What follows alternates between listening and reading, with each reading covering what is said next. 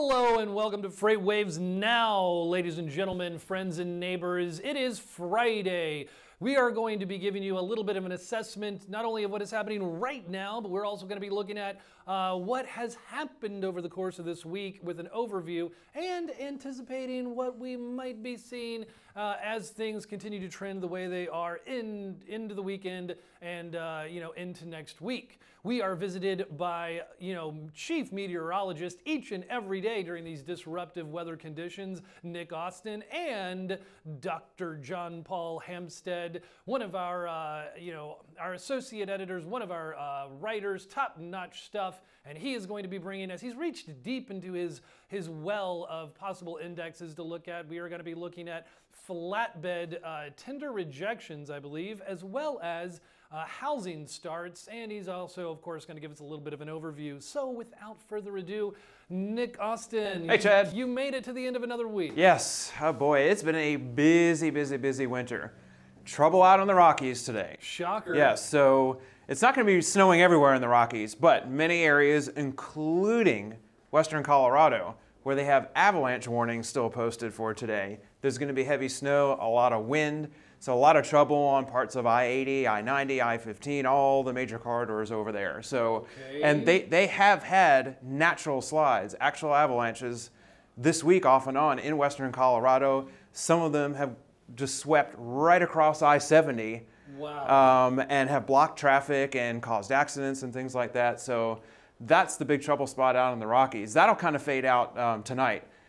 This whole system, it's really going to start winding up tonight. It's going to turn into a blizzard that's going to head into the Midwest over the weekend, especially on Saturday is when most of the snow is going to fall.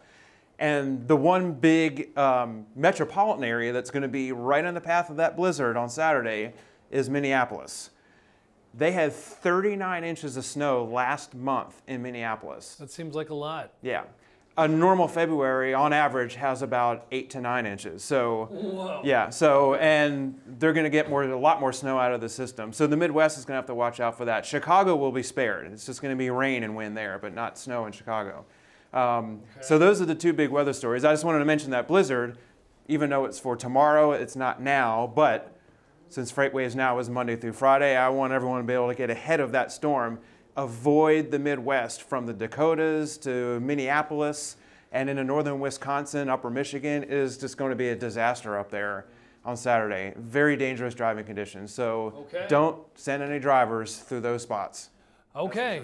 We will, they'll do the best they can. The freight show must go on. Can you just sense that, the excitement of him talking about disruptions in the weather? Oh, but you're saying one more thing. Well, I want to look at the road conditions yes, road too. Conditions. And some cameras out there because other areas that are going to get hit, Denver, Salt Lake City, are areas that are going to get hit. So I love it when you bring up this new index. Yeah, and as we go through time, especially tonight and heading into the weekend, you see a lot of kind of pink and the peach color. That indicates slushy and possibly icy conditions across the area. There could be road closures on some of the interstates. And if we pull up the road cameras, now this is downtown Salt Lake City. Nice and quiet. There might be some wet streets. But if we look at another camera that's along I-80 just a bit east of the city, snow covered. And it's just going to get worse during the day today and tonight. So lots of snow coverage. Be careful out there. That's right. Thank you. And we are covering it for you each and every business day, trying to tell you not only what's happening in the markets, but also with the weather. You can tell he can't help it. He just kind of gets a little bit excited as he talks about storms and disruptions in the weather. But again, don't blame him. He doesn't make it. He's just calling it like he sees it. Okay, so John Paul Hampstead, JP, welcome. Chad, thanks for having me on, man.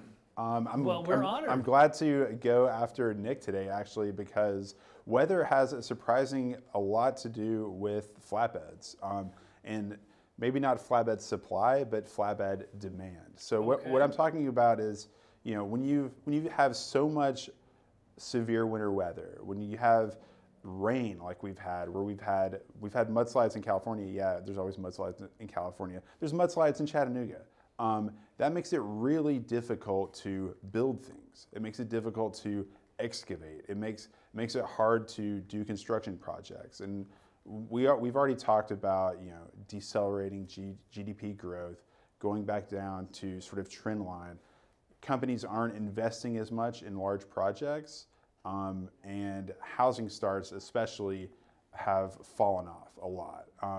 And with the chart here, though, is the flatbed tender rejection index. Flatbeds make up about 12% of the overall trucks over the road, as I understand from Dean Croak. They do. They're a specialty kind of truck. It's difficult to load them. Yeah, right? It's really labor intensive to load them, actually. So the drivers are responsible for securing the load on the trailer. So they have to get out there, climb over everything. In bad weather, they have to put tarps on, secure those. They have to sort of attach various chains to different kinds of loads. It's highly complicated, and depending on the weather, that makes the job, the driver's job, that much harder. Right. And so, if it's raining, if it's snowing, not only are the jobs that flatbed drivers are called to do, not only are those sort of put on hold, but also they don't want to be out on the road, when it's negative 10 degrees in a blizzard.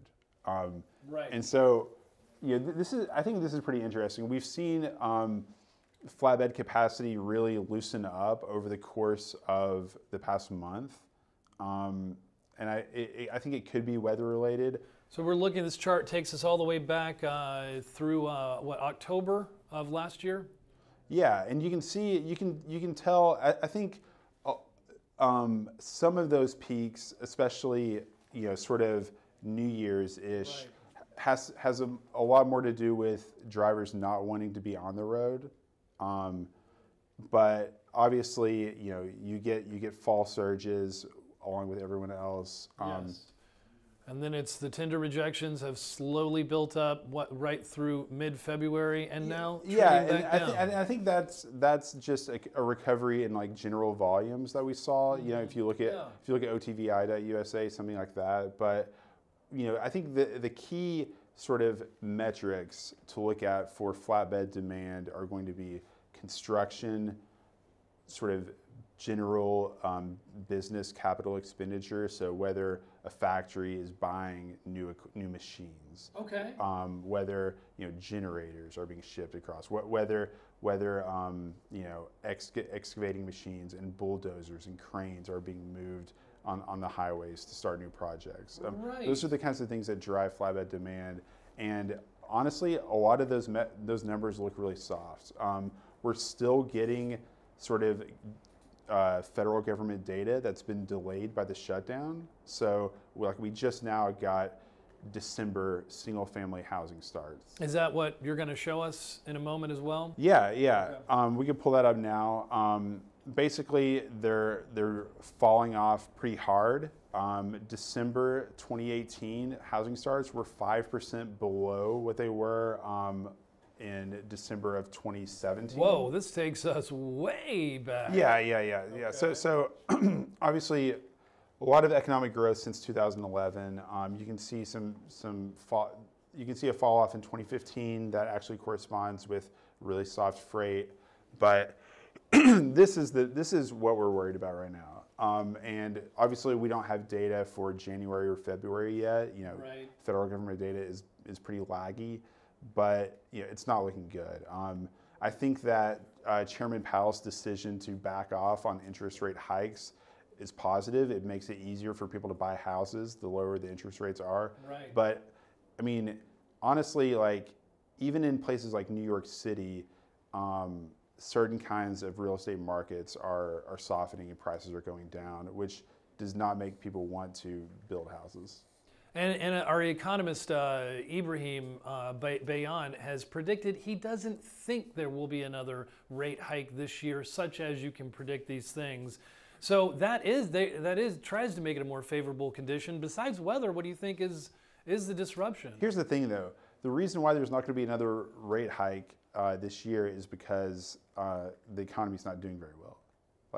Because if the economy was strong enough, they would raise rates. Okay. So Right. The fact that there's not going to be another rate hike. I mean, yeah, it's going to keep interest rates low, but the problem is that growth is low. Businesses aren't investing money. People, I mean, there was actually a positive number today that Ibrahim was talking about, which was that wage growth is still strong. It's like 3.4% year over year, which is great. Unfortunately, the economy only added 20,000 jobs last month, so that's essentially flat. But as I understand, we're at what some analysts call like maximum employment, right? I mean, so there might not be a lot of room for growth. Yeah, there's not a ton of slack left. It's still, we're below 4% unemployment. So when you think about houses being built, when you think about companies investing in sort of like late cycle capex, it's hard to see where a ton of growth comes from. I mean, I think we'll probably look at the Permian Basin, the oil patch. There's been news recently that the majors like Chevron and Exxon are starting to get really serious about shale. Before that, it was sort of smaller wildcatters that had survived the 2015 crash, people like Concha Resources, stuff like that. Now like the huge multinational companies are getting in there. And as we know, fracking shale is extremely flatbed intensive and extremely trucking intensive with all the sand that has to be moved, the proppant, the chemicals, the equipment from site to site to site. And we're starting to build a lot of that data into Sonar as well. So we have drilling permits, we're gonna have drilled but uncompleted counts by market. And that's gonna be really interesting to watch, especially if the Saudis keep cutting production and keep supporting higher prices. Okay, well, thank you for that sort of macro economic look at things, JP. Telling us about, how do flatbeds play a part of the equation into the logistics space, and what does it mean? How does it touch into the economy? What do housing starts have to do with it? Also, this week we've been, for several weeks now, we've been seeing the elevated volumes. But we've also been seeing continued low rates, continued low tender rejections. But this week, we began to just see the slightest uptick in some of those tender rejections, while we're going to be keeping an eye on, is that capacity going to continue to tighten? Will the slack be taken up a little bit? We're going to be keeping an eye on these sorts of stories and trends each and every business day. In the meantime, thanks for joining us here on FreightWaves each and every business day here at 4 o'clock, my favorite time of the day. Check us out on FreightWaves.com and share the love on social media, where we're all over the place. If you're hip and you want to be on Instagram, we'd love to see you there. But also Twitter and LinkedIn. Just share that love. And in the meantime, over this course of this weekend, don't worry, be happy.